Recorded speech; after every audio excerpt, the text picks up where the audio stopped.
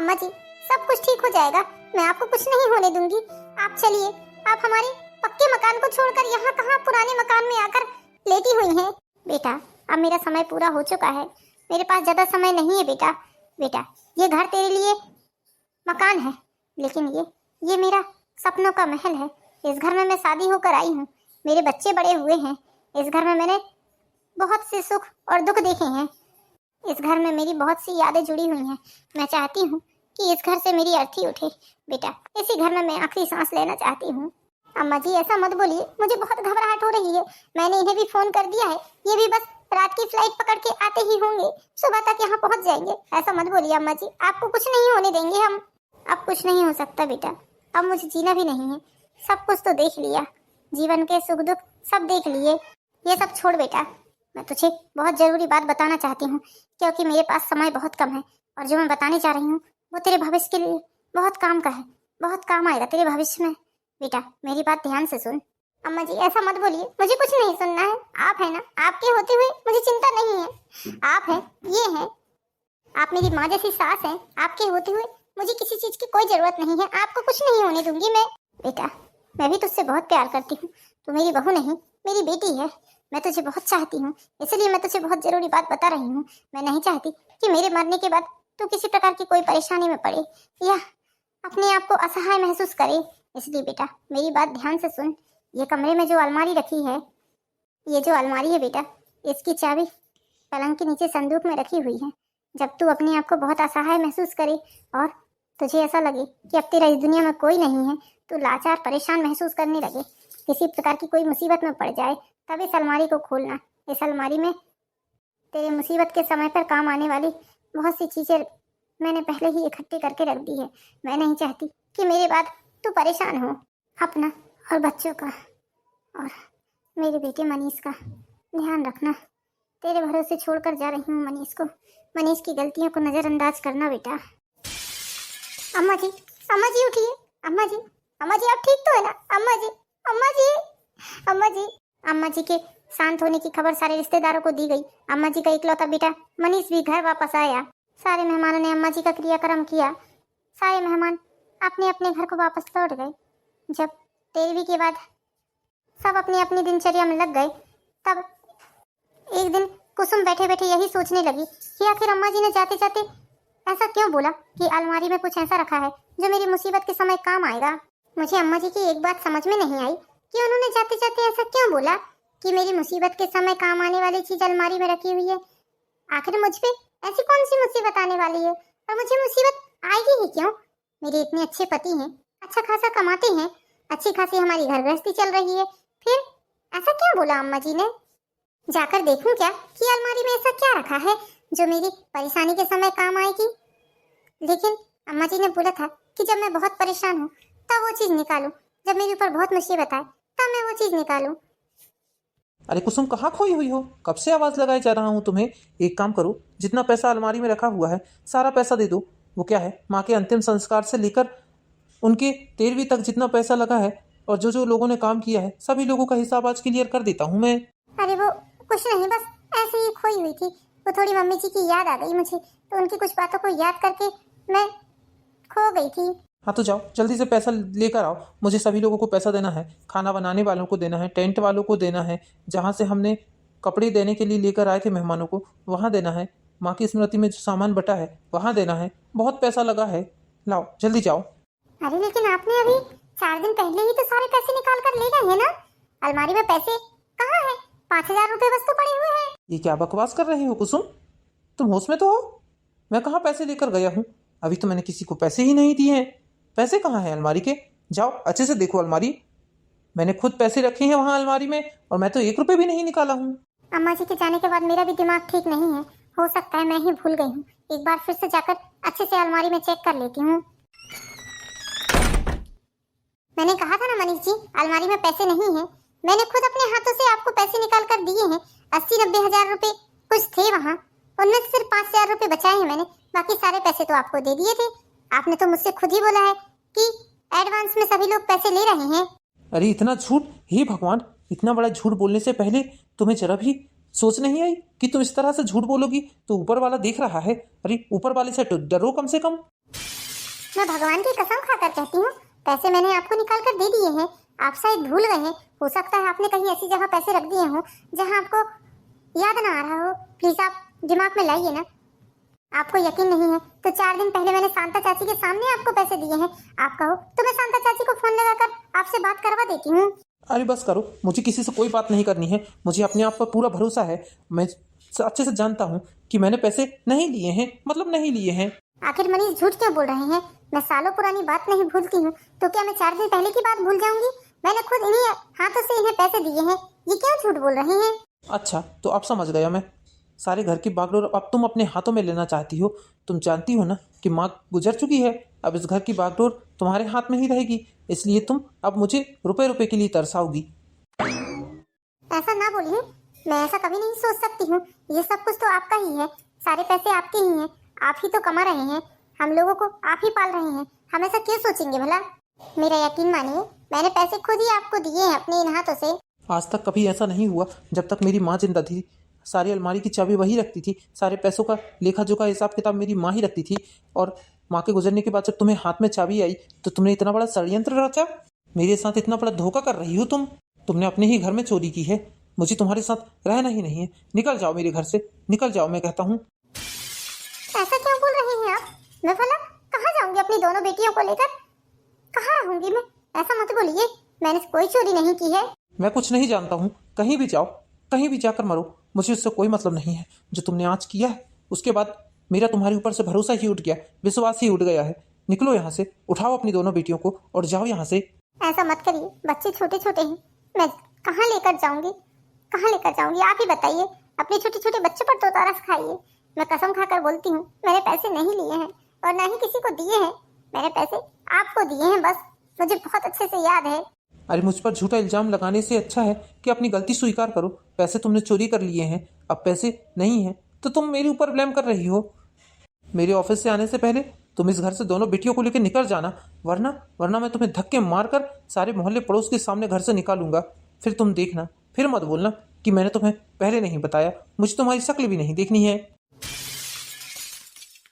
खबरदार, जो अलमारी में रखे हुए 5,000 रुपये तुमने निकाले तो अपने ही घर में चोरी करते हुए शर्म नहीं आ रही है, वो भी अपने पति के पैसों की।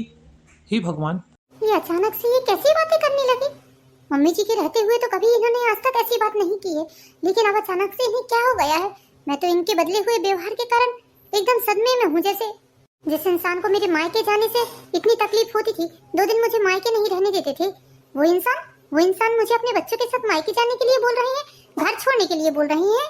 जो इंसान सुबह शाम अपनी बेटियों को देखे बिना रहता नहीं था, वो इंसान बोल रहा है कि अपनी इन दोनों बेटियों को लेकर निकल जाओ। इतना कैसे निष्ठुर हो सकता है कोई? क्या बात है, आखिर क्या हुआ है ऐसा? इतना बड़ा इल्जाम लगाया है इन्होंने मेरे ऊपर कि मैंने घर में ही चोरी की है। इतना बड़ा अपमान तो मैं सह नहीं सकती। अपने ऊपर लगे इस कलंक को जरूर मिटाऊंगी, मैं जरूर मिटाऊंगी। लेकिन पहले मुझे अपने मायके जाना पड़ेगा, क्योंकि अगर रात में आकर इन्होंने मोहल्ले वालों के सामने तमाशा किया तो मेरी कोई इज्जत नहीं रह जाएगी। बची खुची जो है वो भी चली जाएगी। इसलिए मैं अभी तो अपने बच्चों को लेकर चली जाती हूँ। कुसुम इस तरह अपने दोनों बच्चों को लेकर निकल जाती है। घर में ताला डालकर बगल वाली चाची के यहाँ चाबी छोड़ देती है। मम्मी, आप तो ऐसे बार बार मुझसे पूछ रही हैं जैसे मैंने यहाँ आकर कोई गुनाह कर दिया है। मेरी बात का बुरा मत मान बेटा, मैं तो बस इसलिए पूछ रही हूँ कि जवाई बाबू वहाँ अकेले हैं। तेरी सासू माँ के रहते हुए कोई टेंशन नहीं थी, लेकिन अब तो सासू माँ भी शांत हो गई हैं, तो जवाई बाबू की देखभाल कौन करेगा भला? आपके जवाई बाबू कोई छोटे बच्चे नहीं है, अपनी देखभाल खुद कर सकते हैं माँ। क्या बात है बेटा, जवाई बाबू से लड़ाई झगड़ा हुआ है किसी बात को लेकर? क्या हुआ है? तो इस तरह बात क्यों कर रही है? तो कभी जवाई बाबू को इस तरह बात नहीं करती थी, लेकिन आज ऐसा क्या हुआ है? अरे नहीं माँ, ऐसी कोई बात नहीं है। आप तो खामखा परेशान हो रही हैं। वो आप मुझसे बार बार पूछ रही हैं ना, इसलिए मैंने गुस्से में बोल दिया। माँ के जाने के बाद पता नहीं क्यों मेरा मन नहीं लग रहा था उस घर में, इसलिए 2-4 दिनों के लिए चली आई। नहीं बेटा, तू ऐसे कभी नहीं आती है ना, इसलिए मुझे लगा कि कहीं कोई परेशानी वाली बात तो नहीं है। जवाई बाबू के साथ तेरा किसी प्रकार का कोई झगड़ा तो नहीं हुआ है? घर में कोई ऐसी बात तो नहीं हुई है जैसे तू परेशान होकर यहाँ चली आई है? बस इसलिए पूछ रही हूँ, वरना किस माँ को ये अच्छा नहीं लगेगा कि उसकी बेटी उसके पास 2-4-8 दिनों के लिए रहने आए। चलो माँ, अब यही पूछते रहोगी कि अपने हाथों से बने कढ़ी चावल भी खिलाओगी मुझे? बहुत दिनों से आपके हाथ का कढ़ी चावल नहीं खाया है, प्लीज माँ बनाइए ना। ठीक है बेटा, बना रही हूँ।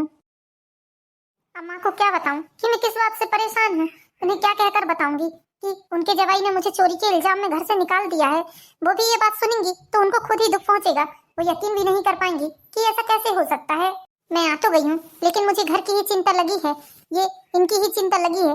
खाना क्या बनाएंगे, क्या खाएंगे, इन्हें तो खाना बनाकर भी नहीं आता है। खैर, मैं इनकी चिंता क्यों कर रही हूँ? इनने तो मुझे इतना बेइज्जत करके घर से निकाला है ना, मुझे क्या करना है इनसे? जहाँ लगे वहाँ खाएं, मुझे कोई मतलब नहीं है। लेकिन मेरा मन भी तो नहीं मान रहा है। एक काम करती हूँ, चाची जी से फोन करके पता कर ही लेती हूँ कि ये ऑफिस से आए हैं या नहीं आए हैं। अब तक तो आ ही गए होंगे, वैसे ऑफिस से घर में ताला लगा हुआ देखेंगे तो जरूर मन में कुछ ना कुछ सोचेंगे। वो काकी जी से बोलेंगे, देखना लगा ही लेती हूँ फोन, क्या ही इतना सोचना। मम्मा, मैं नानी के पास जाती हूँ। हाँ हाँ सोनाली बेटा, चले जाओ। नमस्ते काकी जी। नमस्ते बेटा, तू पहुँच गई ना अपने मायके? हाँ चाची जी, मैं तो पहुँच गई। ये ऑफिस से आ गए क्या? चाबी ले ली क्या इन्होंने घर की? नहीं बेटा, अभी तक तो नहीं आया है, पता नहीं कहाँ रह गया है। रोज तो इतनी टाइम तक आ जाता था, आज कैसे नहीं आया है तो पता नहीं। अरे अभी तक ऑफिस से नहीं आए हैं, क्या बात है? चाची जी, जैसे ही ऑफिस से आते हैं मुझे तुरंत फोन करके बताइएगा आप। ठीक है बेटा, तुझे तुरंत ही फोन करके बताऊंगी मैं कि वो ऑफिस से आया है। और हाँ चाची जी, थोड़ा सा कष्ट और कर लीजिएगा। इन्हें यदि खाना खाना हो तो 2 रोटी और थोड़ा सा चावल सब्जी दे देना आप प्लीज। अरे हाँ बेटा, ये भी बोलने वाली बात है क्या? मुझे इतना समझता है, तू नहीं है तो मैं देखभाल कर लूंगी उसकी, तू चिंता मत कर। बेटा देख, गुस्से क्रोध में चली तो गई है तू, लेकिन ये घर तेरे बिना बिल्कुल सूना है। ऐसा लग रहा है घर एकदम सुनसान टाइप का लग रहा है। पहले ऐसा था, तेरी अम्मा जी रहती थी तो घर में रौनक रहती थी, घर में कुर्सी डालकर बैठे रहती थी, कितनी चहल पहल रहती थी। अब तो सुबह से ताला डला हुआ है, बहुत ही ज्यादा बेकार लग रहा है। चाची जी, यदि ये मुझे घर से निकलने के लिए ना बोलते तो मैं उस घर को बिल्कुल ना छोड़ती। और वैसे भी 2-4 दिनों की ही बात है, 2-4 दिनों में मैं खुद ही आ जाऊंगी। जब तक इनको अपनी गलती का एहसास नहीं हो जाएगा तब तक फिर देखते हैं उसके बाद क्या होता है। हाँ बेटा, उसने तो सही में गलत किया है, ऐसा नहीं बोलना था उसे। वैसे तू बच्चों का और अपना ख्याल रखना। चल ठीक है, फोन रखती हूँ मैं। जी चाची, धन्यवाद चाची। और हाँ, ये आएंगे तो फोन करके बताइएगा। ठीक है बेटा। मुझे तो इस लड़की की बड़ी चिंता हो रही है, आज तक कभी ऐसा बिन बताए नहीं आई है। जरूर कोई ना कोई बात तो है जिसके चलते ये घर छोड़कर आई है। मुझे परेशान नहीं करना चाहती है, इसलिए मुझसे कोई बात नहीं बता रही है। नानी माँ, आप क्या कर रही हैं? मेरी लाडो बेटी के लिए कढ़ी चावल बना रही हूँ मैं। अच्छा बिटिया, एक बात बताओ कि पापा मम्मी के बीच में झगड़ा हुआ है, कोई बात हुई है? हाँ नानी, पापा ना मम्मी को बोल रहे थे कि तुमने घर में चोरी की है, इसलिए तुम घर से निकल जाओ अपनी दोनों बच्चियों को लेकर। ठीक है बेटा, आप जाओ बाहर बैठो, हम आपके लिए खाना लेकर आते हैं, ठीक है? ओके नानी। मुझे पक्का यकीन था कि कोई ना कोई बात तो हुई है। मेरी बेटी के चेहरे को देखकर साफ साफ समझ में आ रहा था कि वो परेशान है। हे भगवान, जो भी परेशानी है जल्दी से दूर हो जाए। मैं अपनी बेटी को इस तरह परेशान होता हुआ नहीं देख सकती हूँ। मैं इसे यहाँ कम से कम 2-4 दिन खुश रखने की कोशिश करती हूँ। कुसुम बेटा, कुसुम। आओ मंजू, अब इस घर में तुम्हारा और मेरा ही राज रहेगा। भगा दिया है मैंने उसी चोरी का झूठा इल्जाम लगाकर। अरे लेकिन घर में तो ताला डला हुआ है, हम अंदर कैसे जाएंगे? अरे तुम चिंता मत करो, मेरे पास एक और चाबी है। मैंने सुबह ही एक और चाबी अपनी जेब में रख ली थी। मुझे पता था ये चाबी बगल वाली चाची के घर देकर जाएगी। यदि मैं अभी उनको बुलाऊंगा तो वो तुम्हें देख लेंगी, फिर दुनिया भर के सवाल जवाब करेंगी। इसलिए मैंने चाबी पहले ही निकाल लिया था। चलो हम चुपके से अंदर चलती हैं। हे भगवान, ये सब क्या चल रहा है? अपनी बीबी को घर से भगाकर ये नालायक किस लड़की को लेकर आया है? हे भगवान, विनाश काले विपरीत बुद्धि हो गई है लगता है इसकी। अभी फोन लगाती हूँ मैं कुसुम को। नमस्ते काकी जी। काकी जी, आ गए क्या ये? बिटिया आ गया है और अपने साथ किसी लड़की को भी लेकर आया है और मुझसे चाबी लिए बिना अंदर चला गया है। उसके पास लगता है पहले से एक चाबी रही होगी घर की। किसी लड़की को? कहने का मतलब क्या है चाची जी आपका? कैसी लड़की है? कौन है वो लड़की? क्या नाम है उसका? अरे बेटा, मैं खुद उस लड़की को नहीं जानती हूँ, पहली बार देख रही हूँ उस लड़की को उसके साथ। और हाँ, लड़की शादीशुदा नहीं है, कुंवारी है लड़की, इतना देखकर पता चला है मुझे। बिटिया मेरी मान, तो तू कल ही चली आ, मुझे कुछ ठीक नहीं लग रहा है। तू आएगी तभी सब कुछ पता चलेगा कि क्या चल रहा है। मैं यदि जाकर देखूंगी तो मुझे ही भला बुरा सुनाने लगेगा। तेरा पति कहेगा कि तुम होती कौन हो मेरे घर में ताक झाक करने वाली। काकी जी प्लीज आप एक बार अंदर जाकर देखिए कि क्या कर रही हैं दोनों। मुझे बहुत घबराहट हो रही है, अब मैं इस समय तो नहीं आ सकती हूँ। प्लीज काकी जी आप जाइए ना, जाइए, किसी भी बहाने से जाइए। ठीक है बेटा, मैं जाकर देखती हूँ। मंजू, अब सब कुछ ठीक हो जाएगा। अब हम दोनों एक हो जाएंगे। अब माँ भी चल बसी है। देखो, इस घर में रोक टोक करने वाला अब कोई नहीं रहा। अब वो दिन दूर नहीं जब मैं कुसुम से तलाक लेकर तुम्हें अपनी पत्नी बनाऊंगा। इसी दिन का तो इंतजार था कि कब कब हम एक होंगे। भगवान ने आखिर हमें एक करने का रास्ता निकाल ही दिया। मंजू, मैं तो उम्मीद ही खो बैठा था कि हम दोनों की कभी जीवन में शादी हो पाएगी, क्योंकि माँ तुम्हें बिल्कुल पसंद नहीं करती थी। ये तो तुम्हें पता था। शादी के पहले ही मैंने माँ से बताया था कि माँ, मैं मंजू को बहुत पसंद करता हूँ, लेकिन माँ ने तुमसे शादी करने के लिए साफ साफ इनकार कर दिया था मुझे, और मैं मजबूर था। मैं माँ के खिलाफ जा नहीं सकता था, इसलिए मैंने कुसुम से शादी की। इस 10 साल में हम कैसे कैसे रहे हैं, कितने चोरी छुपे मिले हैं, कितने बार हम लोग माँ के सामने पकड़े गए हैं, लेकिन देखो ना मेरी किस्मत भी, आज तक कुसुम ने कभी मुझे पकड़ नहीं पाया तुमसे मिलते हुए। अरे तो हमने कुसुम के सामने कोई बात आने ही कहाँ दी है। तुम्हारी माँ को तो तुमने शांत करवा दिया था कि माँ, जीवन में कभी ऐसी गलती नहीं होगी। ऐसा करके तुमने अपनी माँ को वादा किया था। उसके बाद माँ ने भी कुसुम को नहीं बताया। सोचती रही होंगी कि इसे बताऊंगी तो ये बिना मतलब ही परेशान होगी। माँ की खुशी के लिए मैं कुसुम से अच्छे से बात करता था, बच्चों से प्रेम का दिखावा करता था। अब जब माँ ही नहीं रही तो काहे का दिखावा और काहे का प्रेम। इतने सालों से तुम्हारा इंतजार कर रही हूँ मैंने आज तक इसलिए शादी नहीं की क्योंकि मुझे यकीन था कि आज नहीं तो कल तुम मुझे जरूर मिलोगे। और देखो, भगवान ने हमारी सुन ली। हाँ हाँ मंजू, भगवान ने हमारी सुन ली। भगवान देर से ही सुनते हैं, लेकिन सुनते जरूर हैं। अच्छा तुम बैठो, मैं तुम्हारे लिए पानी लेकर आता हूँ। अरे मनीष बेटा, तूने ताला कहाँ से खोल लिया? चाबी तो मेरे पास थी। अरे काकी जी, आप इस तरह बिना बोले अंदर आ गई। बेटा, तू इतना हकला क्यों रहा है? तुझे ऐसा क्यों लग रहा है कि कहीं तेरी चोरी पकड़ी गई है? अरे नहीं नहीं काकी जी, मैं क्यों हकलाऊंगा? मेरी कौन सी चोरी पकड़ी गई है? वो तो मैं आपको अचानक से देखकर थोड़ा चौंक गया था। वैसे आपको कैसे पता चला कि मैं आ गया हूँ? वो क्या है ना बेटा, कुसुम ने चाबी मुझे देकर गई थी। जैसे ही मैंने घर में झांक कर देखा तो ताला खुला हुआ था। मुझे लगा कहीं चोर तो नहीं घुस गए, बस इसलिए चली आई देखने। देखती हूँ तो यहाँ। वैसे ये लड़की कौन है? इस लड़की को मैंने पहली बार देखा है यहाँ। ये लड़की मेरी ऑफिस की कलीग्स है। ये मेरे साथ काम करती है काकी जी। थोड़ी तबीयत खराब थी, इसलिए मैंने इसे यहाँ लेकर आ गया। अच्छा, वैसे बेटा, अपनी पत्नी के सोने में किसी पराई लड़की को लेकर आना ठीक बात नहीं है। आगे तू खुद समझदार है। जाओ बेटा, तुम ऐसे किसी के घर में ऐसे नहीं आ सकती हो। चलो तुम मेरे घर चलो, मैं तुम्हें दवाई दे देती हूँ, चाय पानी तुम्हें पिला देती हूँ। चलो, तुम कहोगी तो डॉक्टर को भी दिखा दूंगी। चलो भला। अरे नहीं नहीं काकी जी, मैं उसे बस घर छोड़ने ही जा रहा था। उसे कहीं जाने की जरूरत नहीं है। आप परेशान मत होइए, आप जाइए, आप अपने घर जाइए। पागल लड़का, तू मेरा बेटा है, तू मेरे बेटे जैसा है। अरे शकुंतला का बेटा हुआ कि मेरा बेटा हुआ? तुझे बचपन से मैंने भी अपनी गोद में खिलाया है, मेरे सामने पैदा हुआ है तू। अब तेरे घर आए हुए मेहमानों की खातिरदारी करने का फर्ज मेरा भी तो है ना। तेरे घर में तो कोई औरत है नहीं, तो मैं कर सकती हूँ। हमेशा से तुम्हारे घर की देखभाल की है मैंने। और जब कुसुम अपने मायके चली जाती थी, शकुंतला भी बीमार रहती थी, तो मैं ही तो तुझे खाना पीना देती थी ना। देती थी कि नहीं? चलो बेटा चलो। वैसे नाम क्या है तुम्हारा? जी मंजू।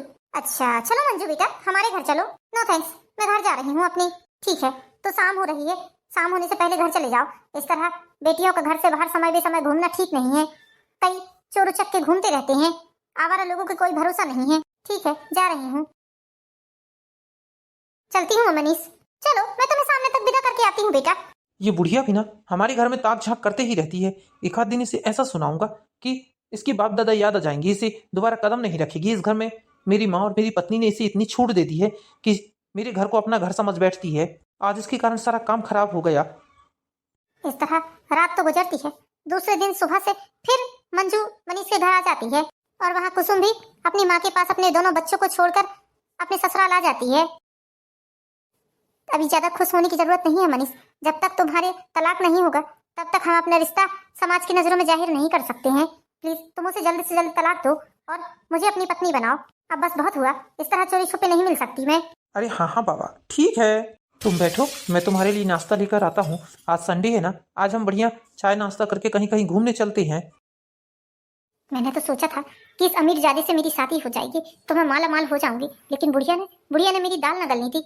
उसे मेरी सच्चाई पता चल गई थी कि मेरा मनीष के साथ अकेले नहीं, ऐसे कई लड़कों के साथ अफेयर चलता है। ये बात मनीष को पता नहीं है, लेकिन इस बेवकूफ को तो लगता है कि मैं सिर्फ इतने सालों से इसी के लिए बैठी हुई हूँ। अरे मेरी क्या मती मारी गई है जो दो दो बच्चों के बाप से शादी करूंगी मैं?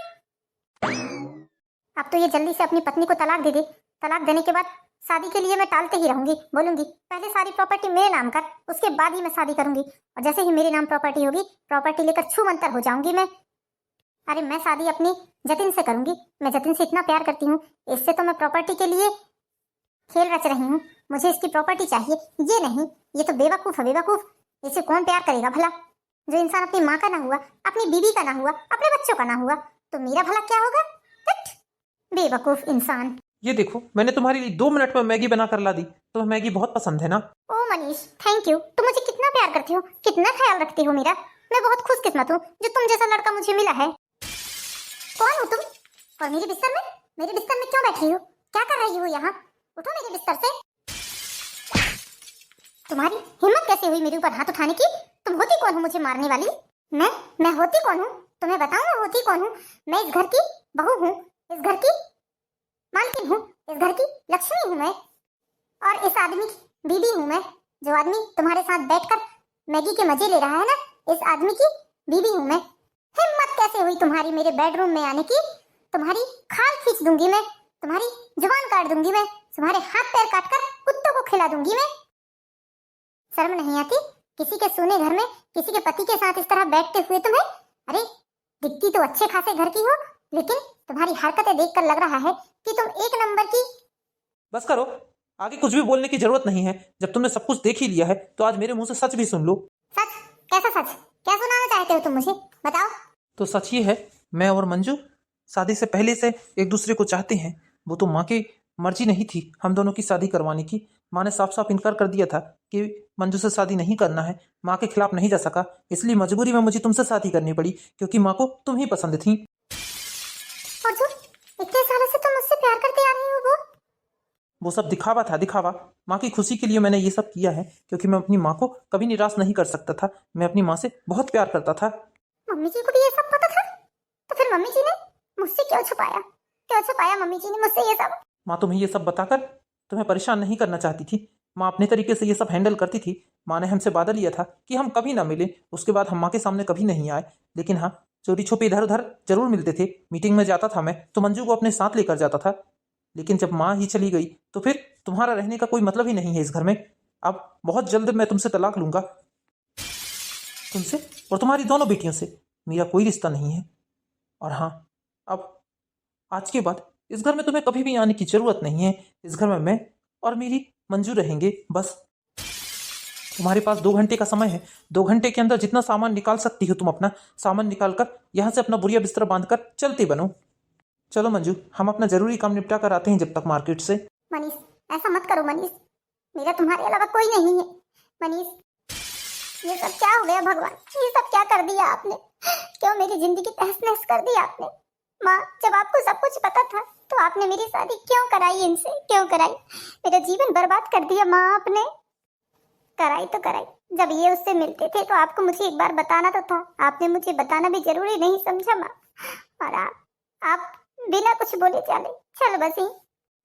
मुझे कुछ याद आ रहा है, माँ ने आखिरी समय पर मुझसे कहा था कि पुराने घर की अलमारी में कुछ सामान रखा हुआ है, वो बहुत जरूरी है। जब मुझ पर मुसीबत आएगी, परेशानी आएगी, तब वो चीज मेरे काम आएगी। शायद माँ को इन्हीं सब बातों की चिंता रही होगी। उन्हें पता था कि आज नहीं तो कल ये सब मेरे सामने आएगा ही और बहुत बड़ा कुछ होगा। इसलिए शायद माँ ने कुछ बहुत जरूरी मेरे लिए छोड़ कर गए हैं। जाकर देखती हूँ कि क्या छोड़ा है माँ ने मेरे लिए। मंजू फौरन उठती है और अपने पुराने वाले घर की अलमारी में जाकर देखती है। बाप रे, ये तो प्रॉपर्टी के कागजात हैं। सारी प्रॉपर्टी, खेत, जमीन, जायदाद, सब कुछ मम्मी जी ने मेरे नाम कर दिया है। बाप रे, ये सब कब कर दिया माँ ने? ये सब कुछ मम्मी जी ने इसीलिए किया होगा। उन्हें पता था कि आज नहीं तो कल मेरे सामने ये सारी सच्चाई आएगी ही और ये मेरे साथ ऐसा ही करेंगे, मुझे और मेरी बच्चियों को घर से निकाल देंगे। इसी कारण मम्मी जी ने सारी प्रॉपर्टी, जमीन, जायदाद सब कुछ मेरे नाम कर दिया है। अब देखती हूँ कि मुझे घर से कौन निकालता है और कौन निकलता है। अब देखती हूँ कौन निकालता है मुझे घर से बाहर। फ्रेंच फ्राइज के मजे ले रही हो? तुम्हें मैंने बोला ना कि अपना बोरिया बिस्तर बांध कर निकल जाना। तुम यहाँ पड़ी पड़ी क्या कर रही हो? निकलो मेरे घर से, निकल जाओ मैंने कहा। मनीष, आज मैं इतनी खुश हूँ कि तुम्हारी हर कमी जी बर्दाश्त कर सकती हूँ। तुम्हारे लिए बहुत बड़ा सरप्राइज है मेरी जान। देखो जरा, देखो देखो देखो, प्रॉपर्टी की फाइल को देखो। लगता है घर छोड़ने के सदमे से पागल हो गई है ये औरत। सच्चाई जानकर इसका दिमाग सरक गया है लगता है।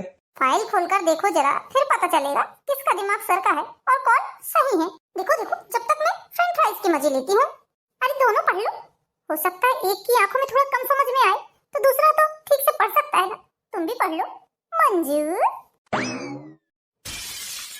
ये सब क्या कर दिया तुम्हारी माँ ने? इसके इसके नाम सारी प्रॉपर्टी कर दी। हे भगवान, आ गई अकल ठिकाने में। मेरे खुश होने का राज ये है मिस्टर मनीष, समझे आप? हाँ, तो आप बताइए कि घर छोड़कर कौन जा रहा है? बताइए बताइए। आप मुझे 2 घंटे का समय दे रहे थे ना, मैं आपको पूरे दिन का समय देती हूँ। आज का पूरा दिन है आपके पास। जितना अपना कपड़े लत्ते बोरिया बिस्तर है सब बांधिए और निकलिए यहाँ से। इस प्रॉपर्टी की मालकिन मैं हूँ, मिस्टर मनीष। इस लड़की ने ये सब धोखे से करवाया है, तुम्हारी माँ से धोखे से साइन करवाए हैं प्रॉपर्टी के कागजात में। ये लड़की बहुत चालबाज है। मैं तो कहती हूँ मारो इसे, मारो। खबरदार, जो मुझे हाथ लगाने की भी कोशिश की तो मैंने पुलिस थाने में कंप्लेंट कर दी है। समझ में आई? मुझे कल रात को ही सब कुछ पता चल गया था। तुम लोग क्या सोच रहे हो? ये अपनी गंदी हरकतों से तुम मुझे परेशान करोगे। मेरा मुंह अब ज्यादा ना खुलवाओ तो वही बेहतर है। सीधे सीधे अपना बोरिया बिस्तरा बांधो और निकल जाओ यहाँ से दोनों। तुम कहाँ जा रही हो मंजू? रुको, मैं भी तुम्हारे साथ चलता हूँ। मिस्टर, तुम्हारे पास है ही क्या जो तुम्हारे पास रुकूंगी मैं तो तुम्हारी प्रॉपर्टी के लिए तुम्हारे साथ रुकी हुई थी। इस प्रॉपर्टी को मैंने सोचा कि नालायक को तलाक दे दोगे, उसके बाद ये प्रॉपर्टी मैं अपने नाम करवा लूंगी। उसके बाद भी तुमसे शादी न करती मैं तो किसी और को पसंद करती हूँ, अपने जतिन को पसंद करती हूँ। तुम्हें तो मैंने इतने दिनों से धोखे में रखा था। तुम क्या सोच रहे हो? तुमसे प्यार करती थी मैं? नहीं, मुझे तुमसे कोई प्यार नहीं था। वो तो सब दिखावा था, धोखा था। मैं सिर्फ प्रॉपर्टी के लिए ये सब कर रही थी। जब तुम्हारे पास फूटी कौड़ी है नहीं, कुछ भी नहीं है, खाने पीने को तुम्हारा खुद का ठिकाना नहीं है, तो मैं क्या तुम्हारे साथ खाकर रहूंगी? मुझे तो सब प्रॉपर्टी से प्यार था, तुमसे नहीं। मेरी मति थोड़ी ना मारी गई है जो 2-2 बच्चों के बाप से शादी करूंगी। जा रही हूँ मैं। और हाँ, मुझे कांटेक्ट करने की भी कोशिश मत करना। मैं अपने जतिन से शादी करने जा रही हूँ। लो, अब तो तुम्हारी हालत धोबी के कुत्ते की तरह हो गई। ना तुम घर के रहे ना घाट के। अब क्या करोगे मिस्टर मनीष? कुसुम, मुझे माफ कर दो। जानता हूँ मैंने बहुत बड़ी गलती की। मैंने ऐसी लड़की के कारण तुम्हें धोखा दिया। मुझे नहीं पता था कि ये लड़की इतनी धोखेबाज है। मुझे माफ कर दो कुसुम। मैं तुमसे वादा करता हूँ, अपनी मरी हुई माँ की कसम खाकर कहता हूँ कि मैं जीवन में कभी तुमसे धोखेबाजी नहीं करूँगा। प्रॉपर्टी तुम्हारी ही रहेगी, तुम्हारे ही नाम रहेगी। बस मुझे एक मौका और दो, एक मौका और दो। पहला और आखिरी मौका है तुम्हारी नज़रों में। मुझे माफ कर दो कुसुम। कुसुम मनीष को एक आखिरी मौका और देती है। मनीष अब सुधर चुका था। उसने फिर कभी कुसुम के साथ धोखेबाजी नहीं की और मंजू को हमेशा हमेशा के लिए भूल गया। अब दोनों खुशी खुशी रहने लगे। तो दोस्तों, कैसी लगी आपको ये प्यारी सी कहानी? पसंद आई हो तो वीडियो को लाइक कीजिए, चैनल को सब्सक्राइब कीजिए। मिलते हैं नेक्स्ट वीडियो में दोस्तों, जब तक के लिए बाय बाय।